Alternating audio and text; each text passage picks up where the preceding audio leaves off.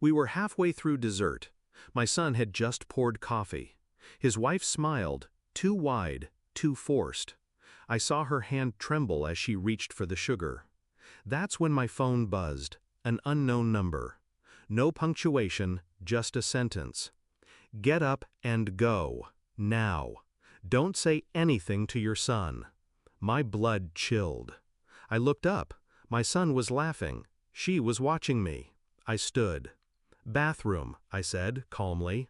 I left my bag, my coat, my coffee still steaming, and I walked out the front door. 10 minutes later, the police knocked. They said I'd left just in time, said my presence would have complicated things. But I already knew that, because I was the one who made the call. Not to the cops, to someone else.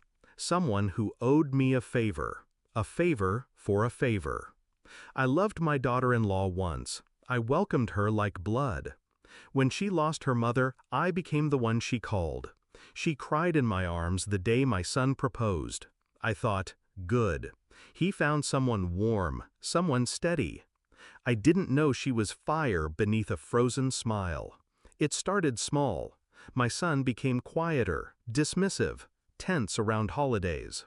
He made excuses for missed calls, told me he was busy, but his eyes said otherwise. Then, one night, I dropped by unannounced. A bruise, dark, just below his jawline. He said it was from hockey. He hasn't played since college. I didn't push, but I saw. She got smarter after that. No more visible bruises. Just control. Isolation, gaslighting. He stopped coming around, said they were working on boundaries. Translation, she didn't want him near me. Still, I kept my voice soft. I waited. Because I knew one thing about women like her, they always go too far. The mistake came with money. They were in debt, deep. But they were hiding it well. Designer coats, luxury weekends, smiling for Instagram. What they didn't know was that the house they lived in, I still had partial ownership. My son never took my name off the deed after the down payment. That gave me access, and I found it. $42,000 drained in less than 8 months. Personal loans, gambling sites, her name, her fingerprint, her spiral. And then I found something worse. An email. From her to someone named Jay.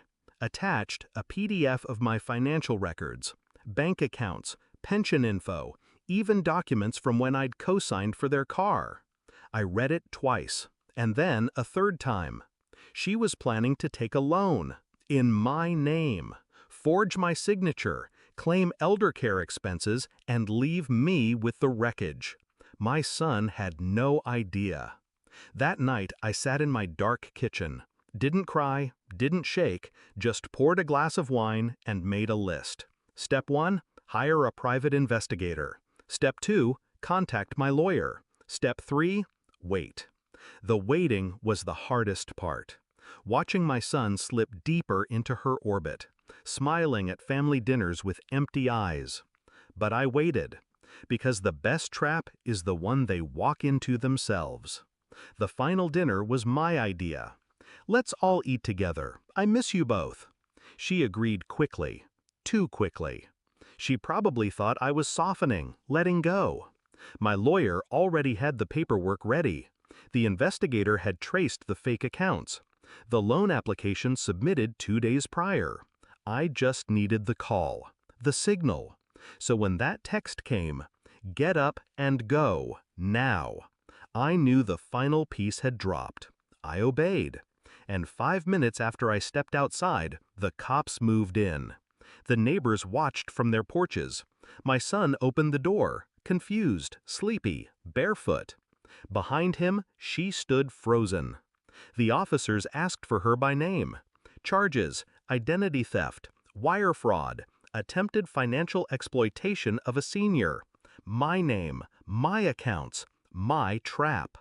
She looked at my son, eyes wild, pleading. She's lying. Your mother's setting me up.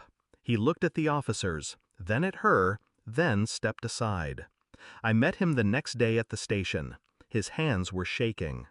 Why didn't you tell me? He asked. I looked him in the eye. Because you wouldn't have believed me, and you'd have defended her. He didn't argue. The divorce was quick, painless, legally. Emotionally, that's his story to tell. She took a plea deal, 2 years probation, restitution payments, a permanent mark on her record. She sent me letters, apologies, blame, threats disguised as tears. I burned them. Sometimes vengeance isn't about fury, it's about clarity.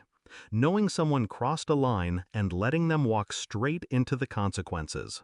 She thought I was naive, old, soft. She forgot I'd raised a man and survived worse than her kind of poison. I don't regret leaving that dinner table. I regret ever sitting at it with her. But I'm glad I walked away. Because justice doesn't always scream. Sometimes it knocks, and when the door opens, it speaks your full name.